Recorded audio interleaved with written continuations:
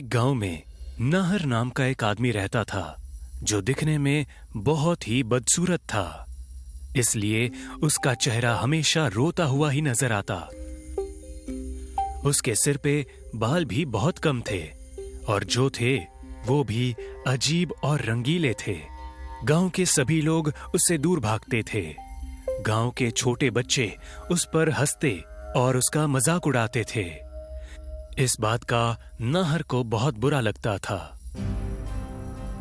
एक रात नाहर अपने घर में आईने के सामने खड़ा होकर खुद के चेहरे को घूर रहा था। वो बहुत गुस्से में लग रहा था और अचानक अपने आप से आईने में बात करने लगा। कितने बदसूरत हो तुम। तुम्हारा चेहरा कितना उदास और दुखी है। इसलिए गांव का कोई भी आदमी तुम्हें पसंद नहीं करता। तुम्हें इस चेहरे को बदलना होगा। इस गंदे चेहरे पर तुम्हें दूसरा चेहरा पहनना होगा। एक हंसता हुआ और खुश चेहरा जो सबको पसंद आए। नाहर ने सामने रखे लाल रंग को उठाया और उससे अपने मुंह पर रंग लगाने लगा।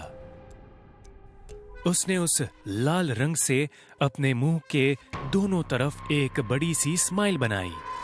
अपने आंसू छिपाने के लिए उसने अपने पूरे चेहरे पर सफेद रंग लगाया और आंखों के इर्द गिर्द काला रंग लगा दिया। थोड़ी ही देर में उसका चेहरा एक क्लाउन की तरह लगने लगा। नाहर खुद का चेहरा आईने में देखकर बहुत खुश हुआ, क्योंकि अब उसका चेहरा बिल्कुल बदल चुका था और उसका असली उदास और बदसूरत चेहरा उस क्लाउन के मेकअप के नीचे छिप गया था। मेरा उदास चेहरा तो खुश हो गया। आज के बाद कोई भी आदमी मुझे देखकर दूर नहीं भागेगा। छोटे बच्चे मुझ पर नहीं हंसेंगे, पर गांव में मेरे जैसे और भी लोग होंगे जो अपने चेहरे को पसंद नहीं करते। मुझे उनकी भी मदद करनी चाहिए। उनको भी नया चेहरा देना चाहिए। नाहर ने लाल रंग उठाया और अपनी जेब में रखकर बाहर जाने के लिए निकला। वो जब गांव में आया तो उसे अपने आसपास कोई भी नजर नहीं आ रहा था। नाहर ने पूरे गांव में किसी उदास और दुखी आदमी को ढूंढा, पर उसे कोई नहीं मिला। आखिर में वो खुद उदास होकर एक पेड़ के नीचे बैठ गया।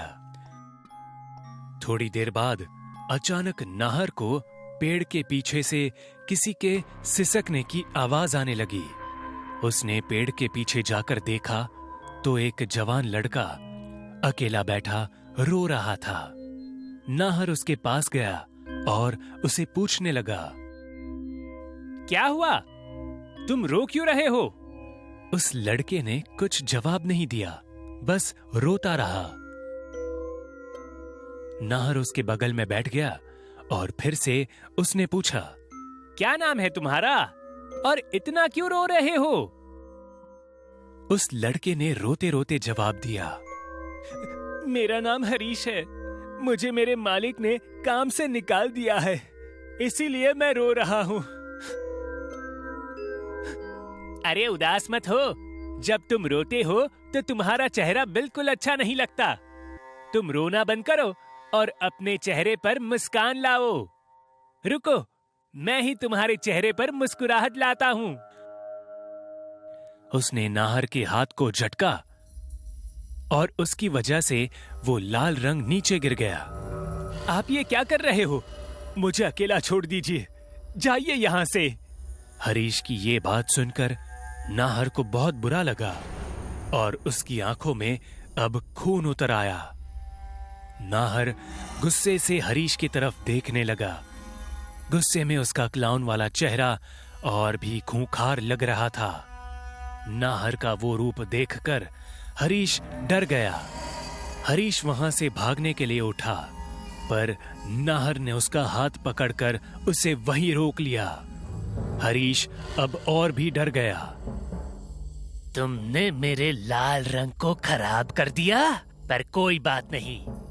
मैं तुम्हारे चेहरे पर मुस्कुराहट ला कर रहूंगा। नाहर ने अपनी जेब से एक छोटा सा चाकू निकाला और हरीश के सामने उसे हिलाने लगा। हरीश उस चाकू को देखकर बहुत डर गया और नाहर के सामने गिड़गिड़ाने लगा। मुझे जाने दो, मैंने तुम्हारा क्या बिगाड़ा है?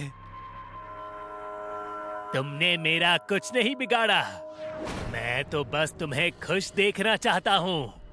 अगर तुम खुश नहीं रहोगे तो ये गांव वाले मेरी तरह तुम्हारा भी मजाक उड़ाएंगे। आओ, मेरे पास आओ। नाहर ने उस चाकू को हरीश के मुंह में डाल दिया और उसके गाल को काटने लगा। जैसे ही नाहर ने गाल को अंदर से काटना शुरू कर दिया, हरीश के मुंह से खून बहने लगा और वो जोर जोर से चीखने लगा। नाहर ने दूसरे गाल को भी काटना शुरू कर दिया। हरीश दर्द के मारे तड़प रहा था। दोनों गाल काटने के बाद नाहर ने चाकू को बाहर निकाला और उस पर लगा वो खून अपने कपड़ों से साफ करने लगा। हरीश का चेहरा बेहद बदसूरत और डरावना लग रहा था। उसके मुंह पर एक स्माइल जैसी खून से रेखा बन गई थी। वो रो रहा था। हरीश की उस खून भरी मुस्कुराहट को देखकर नाहर जोर जोर से हंसने लगा। हंसता हुआ उसका क्लाउन फेस और भी भयानक लग रहा था। पर हंसते हंसते अचानक नाहर की नजर हरीश की आंखों पर पड़ी। तुम रो क्यों रहे हो? तुम्हारा चेहरा देखो, कितना खुश लग रहा है। अब ये हमेशा के लिए ऐसा ही रहेगा। तुम इसे कभी भी मिटा नहीं पाओगे। हरीश ने कुछ कहने की कोशिश की, पर मुंह के कटने की वजह से वो कुछ बोल नहीं पाया और वैसे ही मुंह को पकड़कर रोता रहा। हरीश को अब भी रोता देख नाहर को गुस्सा आ रहा था। तुम रोना बंद करो। तुम्हारे आंसू देखकर मुझे तकलीफ हो रही है। हरीश रोए ही जा रहा था। सहन ना होकर नाहर तेजी से आगे बढ़ा और वो चाकू लेकर हरीश के दोनों आंखों में घुसा दिया। हरीश की एक जोरदार चीख निकली और वो जमीन पर गिर गया। नाहर खूनी नजरों से उसकी तरफ देखकर कहने लगा, अब तुम्हारी आंखों से कभी भी आंसू नहीं निकलेंगे और तुम हमेशा के लिए खुश रहोगे। अब तुम आराम से सो जाओ। नाहर ने अपने क्लाउन फेस से एक बार हरीश की तरफ देखा और उसे वहीं मरने के लिए छोड़कर वो वहां से चला गया। मुझे दूसरों को भी हंसाना है। अब मैं जाता हूं। उस रात से बहुत से लोग उस क्लाउन फेस नाहर के हाथों मरने लगे। जिस किसी को भी वो दुख में देखता, उसका अंजाम हरीश की तरह ही होता। इसलिए गांव के लोगों ने रात को बाहर निकलना बंद कर दिया। पूरे गांव में एक तनाव और डर का माहौल फैल चुका था। एक रात नाहर चाकू लेकर जब गांव में घूम रहा था, तब मदन अपनी साइकिल पर वहां से गुजर रहा था। अचानक उसकी साइकिल फिसल गई और वो नीचे गिर गया। मदन को दर्द में देखकर नाहर उसके पास गया। नाहर और उसके क्लाउन के मेकअप को देखकर मदन डर गया। नाहर ने चाकू निकाला और जोर जोर से हंसने लगा। तुम बहुत तकलीफ में लग रहे हो। आओ, मैं तुम्हारी तकलीफ कम कर देता हूँ। नहीं, दूर रहो मुझसे। नाहर धीरे धीरे मदन के नजदीक बढ़ रहा था। मदन भी डर के मारे पीछे जा रहा था। पीछे जाते जाते अचानक मदन के हाथों को एक लोहे का सलिया लगा। उसने चुपके से वो उठा लिया और नाहर के नजदीक आते ही उसने नाहर के पेट में उस सलिए को घुसा दिया। नाहर दर्द के मारे जोर से चिल्लाया, पर थोड़ी ही देर में अचानक वो शांत हो गया। मदन ये देखकर डर गया, क्योंकि नाहर के पेट से बिल्कुल भी खून नहीं बह रहा था और वो जिंदा था। मदन ने वो सलिया निकालकर उसकी छाती में घुसाया, पर फिर भी नाहर का एक बूंद भी खून नहीं निकला। नाहर भी ये देखकर जोर जोर से भयानक हंसी हंस रहा था।